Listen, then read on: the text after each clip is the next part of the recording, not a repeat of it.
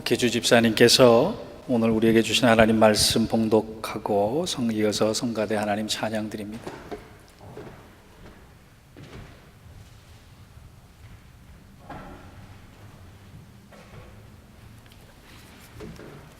오늘 말씀은 사도행전 16장 22절에서 34절까지입니다.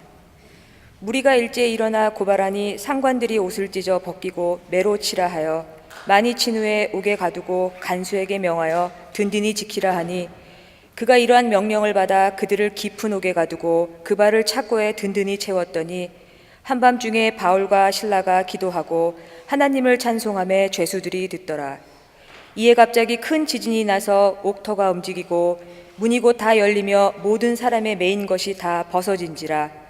간수가 자다가 깨어 옥문들이 열린 것을 보고 죄수들이 도망한 줄 생각하고 칼을 빼어 자결하려 하거늘 바울이 크게 소리질러 이르되 내 몸을 상하지 말라 우리가 다 여기 있노라 하니 간수가 등불을 달라고 하며 뛰어들어가 무서워 떨며 바울과 실라 앞에 엎드리고 그들을 데리고 나가 이르되 선생들이여 내가 어떻게 하여야 구원을 받으리이까 하거늘 이르되 주 예수를 믿으라 그리하면 너와 내 집이 구원을 받으리라 하고 주의 말씀을 그 사람과 그 집에 있는 모든 사람에게 전하더라.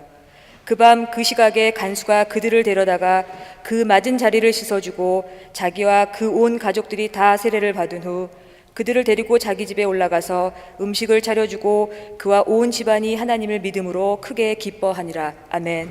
할렐루야.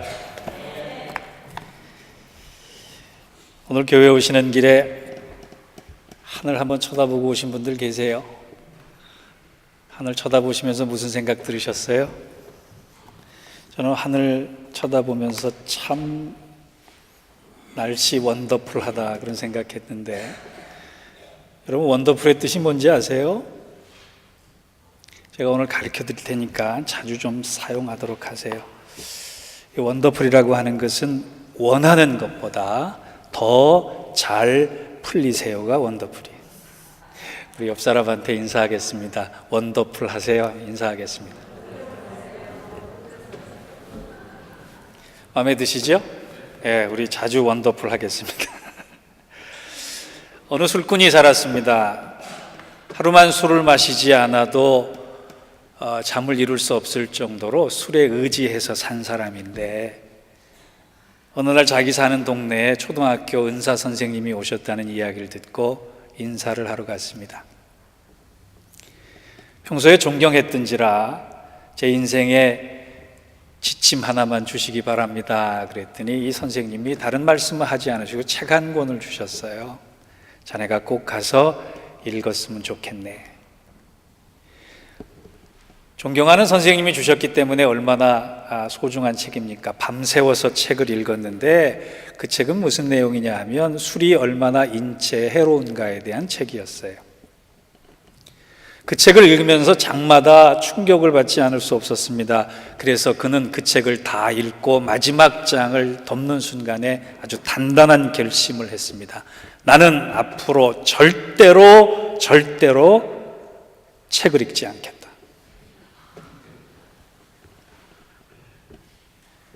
여러분, 술을 끓는 것은 그 사람이 가진 문제에 대한 본질적인 해결책이에요. 책을 끊는 것은 비본질을 붙잡는 것입니다.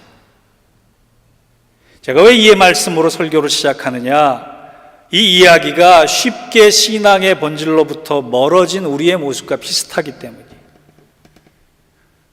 우리가 세우려고 하는 본질적 교회가 이 시대에 얼마나 아픈지 몰라요. 교회가 너무나 문턱이 높아진 반면에 아무나 올 수 없는 교회가 됐고, 반면에 너무 낮아졌기 때문에 신앙 대신에 인본주의와 율법주의, 세대주의가 우리 교회 안에 자리를 잡고 있는 형국이 되어버리고 말았습니다. 저는 오늘 본문을 통해 지난주에 이어서 우리가 붙잡아야 될 신앙의 본질적 자세가, 첫 번째가 기도하는 삶이었다면 두 번째는 또 다르게 어떤 기도와 연관된 삶을 살아야 할지를 여러분과 함께 나누고자 합니다. 제가 수요 강해를 통해서 사도행전을 쭉 살펴보고 있는데 오늘 사도행전 16장의 말씀은 저와 여러분이 꼭 좀 나눴으면 해서 주일날 말씀으로 돌렸습니다. 사도 바울이 1차 선교 여행에 많은 열매를 가지고 안디옥 교회에 돌아왔을 때 많은 사람들이 기뻐했습니다. 그리고 안디옥 교회의 문제 하나를 정리하고 나서 2차 선교 여행을 떠나려고 했을 때 하나님께서 소아시아 지방, 지금의 터키 지방으로 가려고 하는 사울을 막으셨어요. 그리고 유럽으로 인도하셨습니다. 그런데 2차 선교 여행이 유럽으로 시작되는 지금의 그리스 마게도냐에 이르게 됐을 때 그 첫 관문으로 사도 바울은 빌립보 성에 이르렀는데 하나님의 일을 하고자 했고 하나님의 열심을 가지고 선교 여행을 떠났은 이 사도 바울의 일행에게 기다리고 있는 것은 선교의 단 열매가 아니었어요.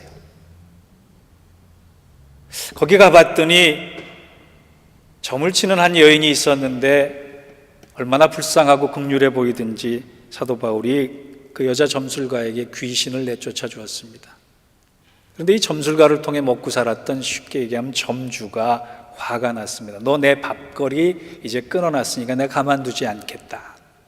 그래서 고소하고 나쁜 사람으로 몰아서 사도 바울 일행이 바울과 실라가 어려운 시련과 투옥 그리고 매맞음을 경험하는 장면이 우리가 읽은 본문의 앞장면이에요. 잘 생각해 보세요. 하나님의 일을 하려고 하는 사람, 그것도 복음을 들고 불모지에 자기 목숨을 내걸고 걸어갔던 사도 바울을 향해 하나님께서 왜 피할 길도 주시지 않고 핍박도 막아주시지 않고 몸을 바쳐 충성하는데 그 몸이 더 힘들도록 매를 기다리게 만드셨을까? 언뜻 보면 우리가 이해가 잘 안 되는 일입니다. 조금 더 자세히 설명을 드리면 사도 바울과 그 일행들이 맞이했던 4가지 시련이 있는데 첫 번째는 마음이 혼란스러웠어요. 귀한 동역자와 갈등이 생겼기 때문입니다. 물론 마가의 동행 문제를 놓고 싸우긴 했지만 바울과 바나바는 동역자이자 친구이자 정말 뗄래야 뗄 수 없는 소중한 사람이, 사랑하는 사람이, 그런데 그들이 싸우게 됐단 말이에요.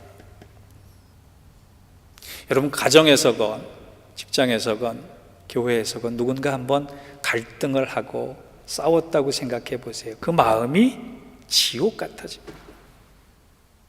사도 바울은 누구보다 예수님께서 서로 사랑하라라고 하는 말씀의 뜻을 잘 알았던 사람이에요. 서로 사랑하라는 것은 너와 나중에 누가 옳으냐를 증명하라라고 하는 것이 아니라 너와 나중에 누가 더 종이 될 것이냐라고 하는 것을 먼저 결단하는 사람의 몫이에요. 그런데 바울과 바나바가 사랑하지는 못할 망정 싸웠단 말이에요. 그의 마음에 찾아온 첫 번째 시련이었습니다. 두 번째 시련은 사도 바울이 자기의 꿈을 포기했다는 거예요. 여러분, 자기의 계획과 자기의 의지를 내려놓는다는 것이 쉬운 일 같지만 쉽지 않습니다. 사도 바울은 자기의 고향 땅에 가서 이미 복음의 열매가 심겨진 소아시아의 지방에 가서 더 그 땅을 단단히 하고 싶었는데 하나님이 그 길을 막으셨단 말이에요. 심적으로 매우 불편하고 매우 고통스러웠지만 양보하고 순종했습니다. 그래서 이번에 하나님께서 양보하는 대신에 제가 세 번째로 하나 더 요구사항이 있는데 비두니아 지방을 가기를 원합니다. 사도 바울은 대단한 선교의 전략가입니다. 그 사도 바울의 선교의 일정들을 보면 참 아주 섬세할 정도로 치밀한 사람이에요. 사도 바울이 왜 비두니아로 가기를 원했느냐 하면 이 비두니아 지역이 하나님이 막으신 아시아를 대신해서 선교적 전략지로서 충분했기 때문입니다.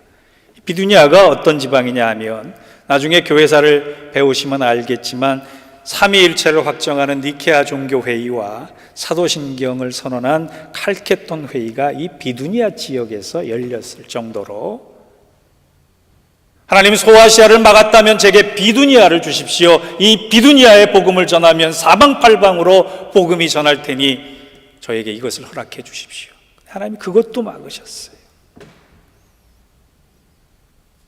마음의 불편함, 날개 같은 나의 의지도 꺾으시고, 세 번째, 내가 이것을 헌신하겠습니다는 하나님의 길도 하나님께서 막으셨어요. 사도 바울은 막막해질 수밖에 없었습니다. 하지만 하나님의 뜻이라면 해서 네 번째로 순종하기 위해서 지금 빌립보 성에 이르렀는데, 빌립보 성에서 복음을 전하자마자 감옥에 갇히고 매를 맞는 어려움에 봉착하게 됐습니다. 그냥 매 맞는 정도가 아니라 죽기 일보 직전까지 맞는 엄청난 고통이었습니다. 그때의 어려움이 얼마나 심했는지, 그때의 고통이 얼마나 심했는지 사도 바울은 그 시절을 돌아보면서 고린도후서 1장 8절에서 9절에 이런 회상을 남겨놨습니다. 한번 볼까요? 형제들아, 우리가 아시아에서 당한 환난을 너희가 알지 못하기를 원치 아니하노니 힘에 지나도록 심한 고생을 받아 살 소망까지 끊어지고 우리 마음에 사형 선고를 받은 줄 알았으니 이는 우리로 자기를 의뢰하지 말고 오직 죽은 자를 다시 살리시는 하나님만 의뢰하게 하심이라.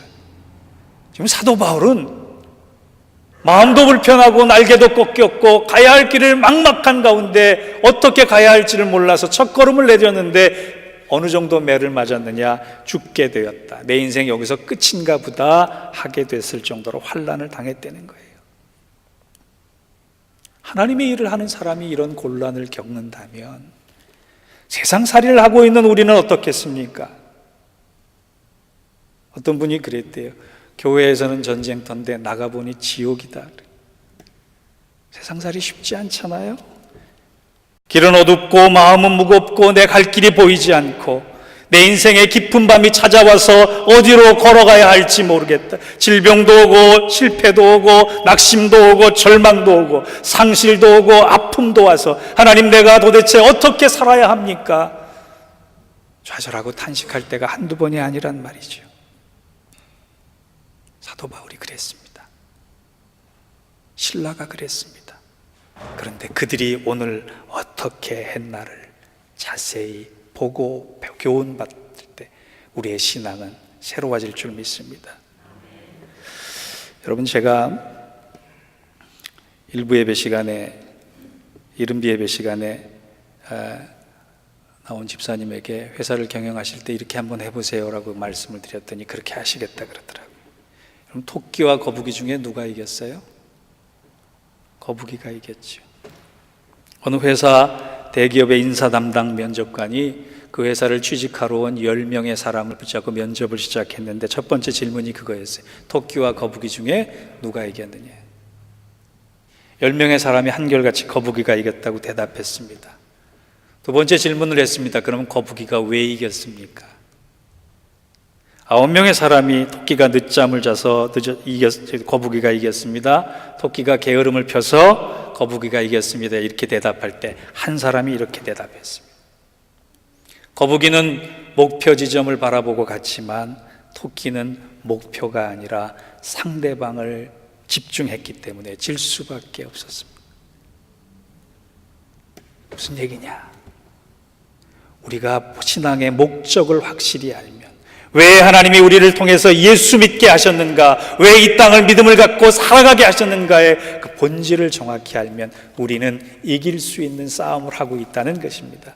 사랑하는 성도 여러분, 힘든 싸움을 인생 가운데 살아갈 때 오늘 두 가지 교훈을 꼭 붙잡으시고 인생에서 승리하시는 저와 여러분 되시기를 주의 이름으로 부탁합니다. 이를 위해 첫 번째, 본문을 통해 알아야 할 것은 고통스럽고 힘들 때 가장 먼저 기도와 찬송으로 무장하라는 것입니다. 25절을 볼까요? 한밤중에 바울과 실라가 기도하고 하나님을 찬송하며 죄수들이 듣더라. 여러분, 한밤중이 됐다라고 하는 것은 시간을 알리는 사실이 아닙니다. 그들이 매를 얼마나 맞았는지 죽을 만큼 맞아서 깨어보니 깊은 밤이었다라고 하는 것이. 그런데 그들이 지금 갇힌 곳은 매 맞은 정도가 아니라 지하에 있는 정치범과 사형수들이 갇혀진 그 감옥이었어요. 습기가 차고 악취가 코를 찌르고 병균이 우글거리는 무서운 곳에 그들은 착고까지 채워져서 갇혀 있는데 그들이 정신이 들자마자 한 것은 하나님을 향하여 기도하고 찬송했다는. 그냥 헐거리는 정도가 아니라, 그냥 속삭이는 정도가 아니라 모든 죄수들이 다 듣고 감동받을 정도로 깊은 밤에 그들은 자신을 해친 사람들을 바라본 것이 아니라, 그 어둠침침한 환경을 바라본 것이 아니라, 갇혀있다라고 하는 사실을 본 것이 아니라, 그 일을 통해 역사하실 하나님을 보고 찬미했다라고 하는 거예요. 그 믿음이 얼마나 소중한지, 그 믿음이 얼마나 능력이 되는지, 그 찬송이 얼마나 힘이 되는지 이제 곧 바울과 실라는 이루 말할 수 없는 기적을 경험하게 됩니다. 여러분, 사도 바울과 실라가 무슨 마음으로 찬미했을 것 같아요? 저는 이렇게 생각합니다. 아무리 억울한 일을 당해도 나 주를 위해 기꺼이 고난받겠다, 이것이 나에게 지어진 십자가라면 내가 기쁨으로 감당하겠다, 그렇게 찬송했을 것 같습니다. 우리나라 초대교회 시절에요, 그때는 선교사님들이 각 마을을 돌아다니면서 교회를 세웠는데 그 교회를 다 지킬 수가 없잖아요. 그래서 글을 읽을 수 있는 분을 조사로 세우고, 지금의 전도사로 세우고 이제 순례를 다닙니다. 경상북도 어느 지방에 주일 저녁 예배 시간이 돼서 선교사님이 아직 당도하지 않아서 더 이상 늦기 전에 이 조사가 말씀을 전해야겠다 생각을 하고 성경책을 폈는데, 그때 전기가 어디 있었겠어요? 호롱불을 켜고 성경책을 본문을 낭독을 하는데 바람이 휙 불어서 호롱불이 꺼진 겁니다. 마침 그때 이 조사가 시편 23편을 가지고 말씀을 전하려고 하는데, 어떤 부분이냐, 여호와는 나의 목자시니, 이 부분을 읽는데 불이 확 꺼지는 바람에 눈이 캄캄한 관계로 글자가 보이지 않아서 이렇게 읽었습니다. 여호와는 나의 목 자르시니, 이렇게 읽었어요. 그렇게 읽고 봐도 조사가 은혜를 받았습니다. 하나님의 말씀을 어떻게 전했느냐? 여러분, 내가 이 순간 이 말씀을 읽으면서 깨달은 것이 있습니다. 여호와께서는 내 목을 자르셔도 나는 부족함이 없다. 죽어도 좋습니다. 여호와를 위해서, 주님을 위해서, 교회를 위해서 죽어도 좋습니다라고 하는 말씀으로 알겠습니다. 주의 일 하다가 이 생명 걷어가는 그것을 기쁨으로 알고 감사로 알겠습니다. 그렇게 설교할 때 온 교우들이 오른바다가 됐다는 거예요. 여러분, 그것이 우리 믿음의 선진들의 귀중한 신앙입니다. 형통할 때는 누구나 찬송할 수 있어요. 그러나 깊은 밤에 인생의 바닥에서 어려운 순간에 찬송할 수 있는 사람은 진정한 믿음의 사람밖에 없습니다. 바울과 실라는 전혀 찬송할 수 없는 환경에서 지금 하나님을 향해 기도하고 찬양을 시작했습니다. 어떤 사람은요, 하나님 주시는 징계와 고난을 상으로 바꾸는 사람이 있어요. 그런데 어떤 사람들은 하나님 주신 축복도 벌로 만들어버리는 사람이 있어요. 갇혀진 상황, 아무것도 할 수 없는 이 무기력한 상황에서 하나님을 향해 기도하고 찬송하는 그 사람이야말로 하나님의 징계와 고난을 달고 단 하나님의 상으로 바꿀 수 있는 사람이 됨을 믿으시기 바랍니다. 그렇게 믿는 사도 바울을 향해 하나님께서 놀라운 기적을 펼치세요. 26절에 보니까 이에 호련히 큰 지진이 나서 옥토가 움직이고 문이 다 열리며 모든 사람의 매인 것이 다 벗어진지라. 우리 인생에 다가오는 수많은 죄책감, 자책감, 불안감, 열등감, 후회와 낙심, 미움과 분노, 이 쓴뿌리들의 감옥에서 도저히 찬송할 수 없는 상황에서도 하나님을 바라보며 찬송하는 여러분들에게, 십자가로 나아가는 여러분들에게 사도 바울의 감옥이 열렸듯이 인생의 감옥이 열리는 축복과 기적이 여러분에게 임하시기를 주의 이름으로 축원합니다. 인생의 한밤중에 찬양과 친구 되십시오. 그 찬양을 내게 생명 주신 우리 주님을 향해 부르면서 나아가십시오. 그러면 기적이 곧 여러분의 것이 될 것임을 믿습니다. 그런 축복의 사람 되시기를 다시 한번 주의 이름으로 축복합니다. 두 번째, 오늘 본문을 통해 깨달을 것은 신앙의 본질이 흔들리지 않을 때 우리는 복음이 영혼을 구원하는 능력이 됨을 경험한다는 거예요. 27절과 28절을 보면 지진이 일어났습니다. 옥문이 일어났습니다. 기적이 일어났습니다. 이때 잠을 자고 있던 간수가 깜짝 놀라서 죄수들이 다 도망간 줄 알고 제일 먼저 칼을 빼어 자결하려고 합니다. 그때 사도 바울이 멀리 서서 이렇게 얘기합니다. 내 몸을 상하게 하지 말라. 우리가 다 여기에 있노라. 사도 바울이 자기만 생각했다면 도망갔을 거예요. 사도 바울은 그러나 분명히 알고 있는 한 가지가 있었는데, 복음은 자기의 이익을 챙기는 것이 아니라 우리를 구원하는 목적에 사용됨을 믿었기 때문에 하나님이 왜 이 문을 여셨을까를 정확히 알고 있기에 그가 도망가지 않고 지금 간수와 그 집의 구원의 문제를 다루기 시작했습니다. 저는 오늘 본문을 보면서 이 시대의 성도들, 우리 교회 성도들이 꼭 한번 이 질문을 던졌으면 좋겠다 싶습니다. 우리 30절을 한번 같이 읽어볼까요? 시작. 그들을 데리고 나가 이르되 선생들이여 내가 어떻게 하여야 구원을 받으리까 하거늘.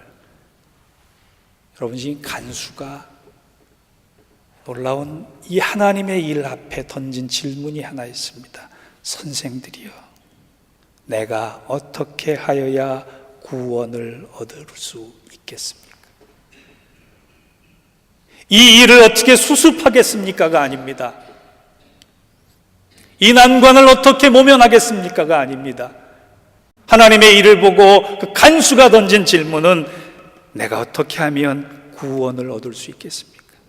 이 질문이야말로 우리 시면의 깊은 곳에서 저와 여러분이 꼭 던지고 넘어야 할 궁극적인 인생의 질문입니다. 인간은요, 형이상학적 인간과 형이하학적 인간과 영적인 인간이 있어요. 형이하학적 인간은 본능에 충실한 사람입니다. 형이상학적 인간은 자기 의에 충실한 사람입니다. 그러나 영적인 인간은 자기 구원의 문제를 깊이 고민하는 사람이에요. 영적인 사람들은 질문할 수밖에 없습니다. 주여 내가 어떻게 해야 구원을 얻게 됩니까?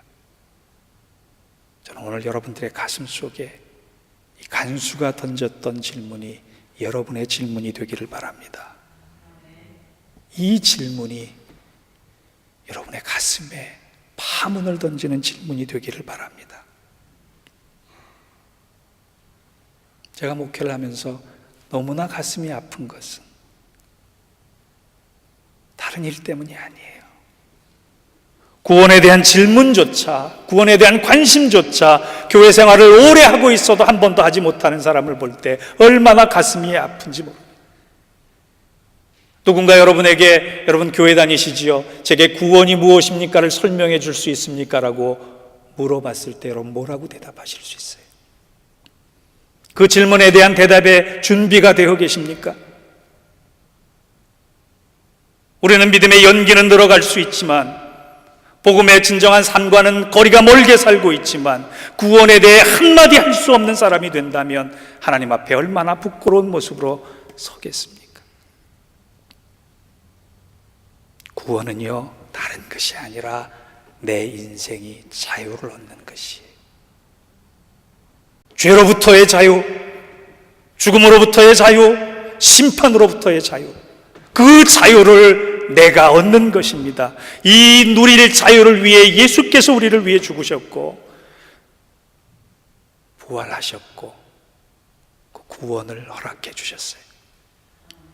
세상 누구도 내 죄 때문에, 세상 누구도 내 죽음 때문에, 세상 누구도 내 심판 때문에 죽어주지 않았을 때 예수님께서 나를 사랑하셔서 나의 죽음과 나의 죄와 나의 심판 때문에 죽으셨고 나에게 자유를 허락해 주셨어요. 이제 누군가에게 구원이 무엇입니까? 질문 받으시면 이렇게 대답하십시오. 나는 예수를 통해 죄로부터 자유한 존재가 됐습니다. 나는 예수를 통해 죽음으로부터 자유한 존재가 됐습니다. 나는 예수를 통해 심판으로부터 자유한 존재가 됐습니다. 그래서 나는 구원받은 사람입니다. 자신 있게 대답할 수 있는 저와 여러분 되시기를 바랍니다. 그래서 사도 바울이 뭐라고 얘기하느냐? 인생의 궁극적인 질문을 가지고 어떻게 하면 내가 구원받겠습니까? 라고 하는 물음을 던진 간수를 향해 31절에 이런 간단하지만 확실한 대답을 해줍니다. 우리 한번 31절 같이 읽어볼까요? 시작. 가로되 주 예수를 믿으라. 그리하면 너와 내 집이 구원을 얻으리라. 여러분, 간단한 일이 주 예수를 믿으라. 그리하면 너와 너의 집이 구원을 받는 것이다. 그 일을 이루시고자 하나님께서 기적을 베푸셨기에 간수는 순종하며 온 집안 식구들과 더불어 세례받았다 그랬습니다. 여러분, 세례는 누가 받습니까? 예수를 자기 주로 고백한 사람이 받을 수 있는 게, 예수를 나의 구주로 고백하고 입으로 시인하면 구원받을 수 있습니다. 구원은 행위가 아닙니다. 구원은 돈으로 사는 것이 아닙니다. 구원은 믿음으로부터 나오는 것인데, 그 믿음은 내가 입으로 시하고 마음으로 결단할 때 얻어지는 것입니다. 그래서 에베소서 2장 8절에서 9절 말씀에는 이런 말씀이 있어요. 너희가 그 은혜를 인하여 믿음으로 구원을 얻었나니 이것이 너희에게서 난 것이 아니요 하나님의 선물이라. 행위에서 난 것이 아니니 이는 누구든지 자랑치 못하게 함이니라. 더불어 로마서 10장 9절에서 10절 말씀에 이런 말씀이 있습니다. 내가 만일 내 입으로 예수를 주로 시인하며 또 하나님께서 그를 죽인 자 가운데서 살리신 것을 내 마음에 믿으면 구원을 받으리라. 사람이 마음으로 믿어 의에 이르고 입으로 시인하여 구원에 이르느니라. 아멘. 제가 왜 다른 때와는 달리 설교를 이렇게 좀 무겁게 하는지 아세요? 중요한 것은 우리가 구원받은 사람인가를 진지하게 질문하고 그 대답을 마련할 때가 되었기 때문입니다. 저는 우리 교회를 통해 구원의 소식이 전해지는 교회가 하나님의 뜻을 이루어가는 교회로 성장하기를 원합니다. 그 일에 쓰임받는 우리 각자가 되기를 원합니다. 그래서 제가 오늘 여러분 세례 다 받으셨죠? 다시 한번 그 세례 받는 순간을 기억하시면서 제가 드리는 질문에 아멘으로 시인하시기 바랍니다. 여러분은 예수 그리스도께서 나의 죄와 죽음의 문제를 해결하시기 위해 나를 위해 죽으신 것을 믿으십니까? 두 번째 질문 드립니다. 나는 예수 그리스도의 죽으심과 부활로 인해 구원을 얻었고 죽음 후에 영생까지도 얻었음을 믿으십니까? 세 번째 질문 드립니다. 나는 구원받았기에 세상 그 어떤 것도 나를 향한 그리스도의 사랑에서 끊을 수 없어서 하나님의 자녀됨을 믿으십니까? 마지막 질문 드립니다. 혹 이 질문에 답변하실 수 없는 분은 오늘 성령께서 여러분의 가슴을 만지시고 여러분의 마음을 새롭게 해주시길 원합니다. 나는 예수 그리스도께서 나의 구주 되심을 믿으십니까?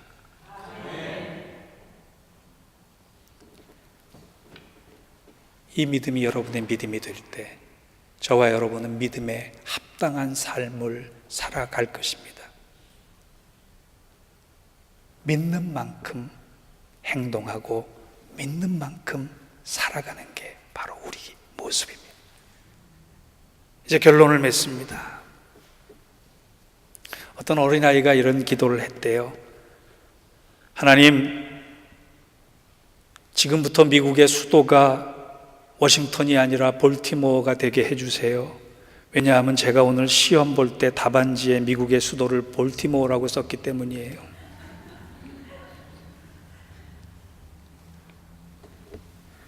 물론 하나님께서 이 아이의 기도를 들으셔서 미국의 수도를 워싱턴에서 볼티모어로 바꿔주시지는 않습니다만, 저는 이 아이의 기도에 본질적인 하나님을 향한 신뢰가 우리보다 낫다라고 하는 생각을 합니다.